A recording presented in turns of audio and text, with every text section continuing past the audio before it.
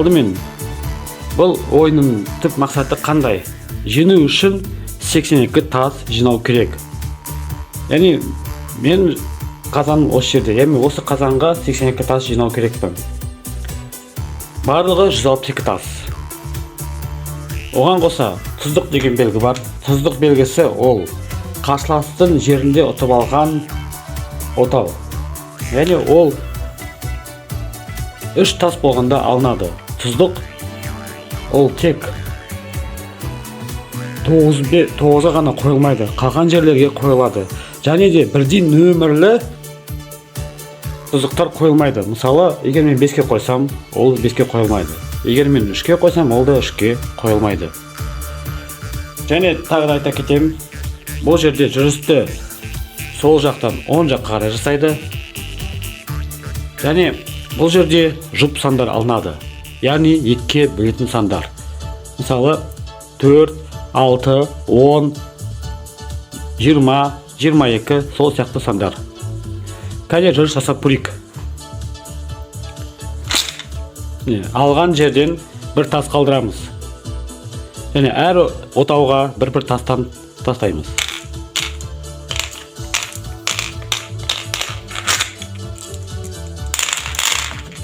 Егер жұп болса, 10 жұп бізде, оны біз аламыз да қазанымызға салам. Қарсыласты жүріс істесін. Ол да бір тас қалдырады және жүріс жасайды.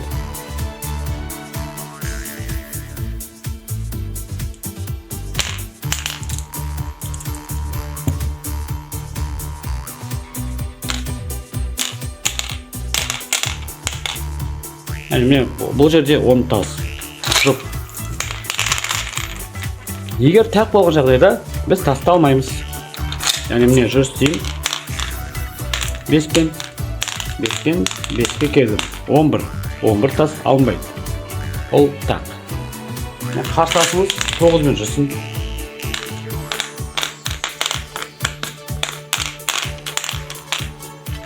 Ол 9-ға түсті. Яғни бұл жерде 12 тас.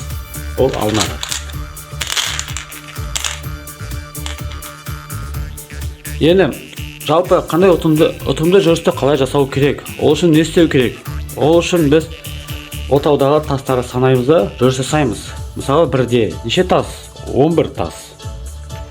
11 тас қайда түседі?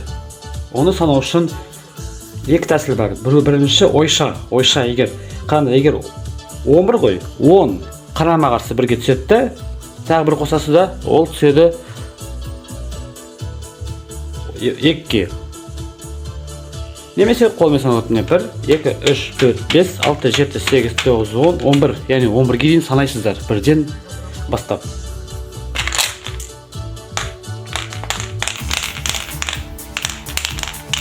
Не, 12 тас алынады.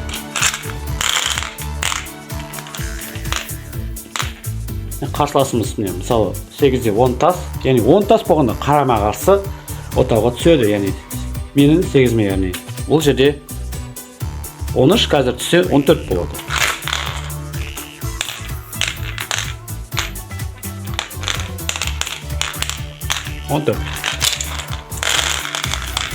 Менде де ұтымды жүріс бар. Мысалы 2-мен 5-ке түсерім. 2-де 13 тас, яғни 10 2-ке түссе 11, 12, 13. Яғни маған түссе 12 тас болады. Соны мен алып кете аламын.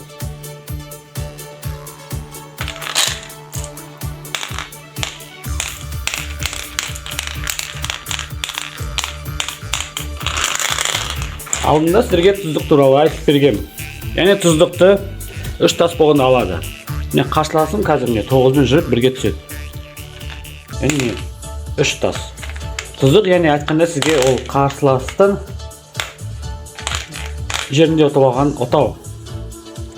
Жүріс дегенде мен жүрем бәлі, ол жүрем әрқашан тұздықтың орнына қазанға бір тас салып жүреміз. Яғни ол қосымша, жүріс кейде қосымша бонус ретінде болады. Және тас жинауға да көңіл түсетін белгі. Мен жүрісім не? Менде 9-мен жүріп тас алып кете аламын. Бірде 14 тас.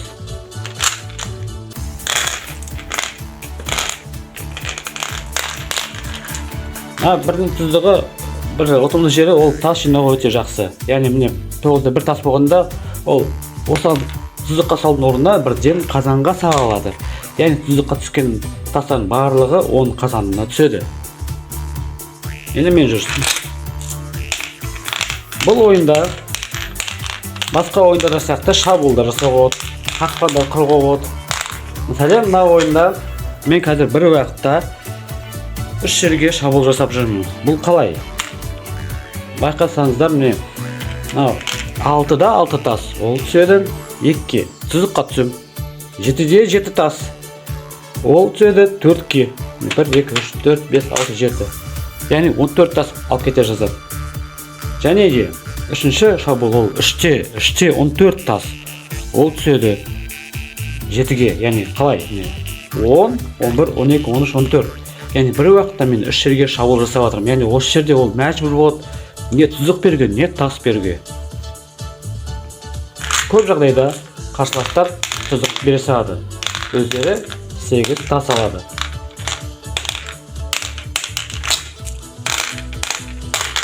Осы жерде мен тұзық қоям. 5 пен 2-ге. Екеумізде енді тұзық бар. Тұзықтан яғни айтқанда ол жүріскеде көмек жасайды және тас жинауға да көмегін тигізеді. Мәселен мен жаңа көрсетіп кетемін. Қарсыласым жүріс жасағанда ол тұзықтың орнына қазанға салады. Әрі қарай жүрісті жалғастыра береді. Мен де мысалы жүріс дегенде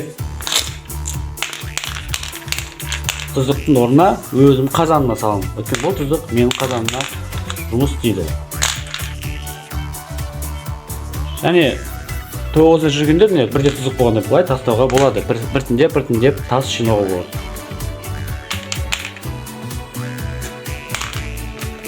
Осындай жүрістер жасалады.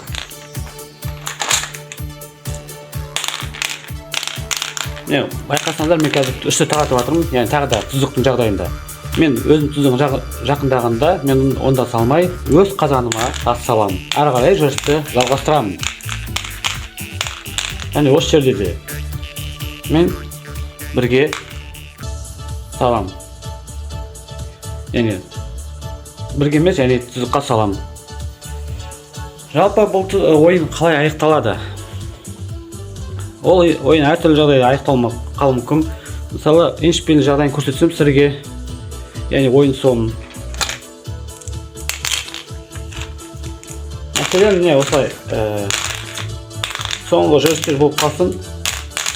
Және ең басында айтып өткенде, бұл ойын ұту үшін 82 тас жинау керек. Бірақ кейбір жағдайда, мысалы кейбірі тас тез жинауға ұмтылады, кейбірлері байлық жинайды. Мысалы, мен жағдайында мен байлық жинап жүрмін. Қарсыласында тас көбірек. Соңғы ходтар қалай жасалады? Қазір мен жүрем, қарсыласым жүр, мен жүрсем, қарсыласым жүр, мен жүрем, қарсыласым жүр. Қарсылас соңғы ходты жасаған соң, маған міндетті түрде бір ход жасау керек, бір жүріс жасаймын. Осы мезеттен бастап қарсылас ешқандай жүріс жасалмайды.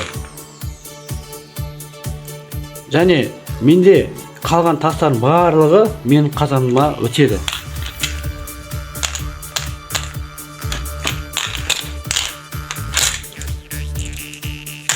Содан барып ойын соңында тексереміз, қараймыз, кімде тас көбірек екенін.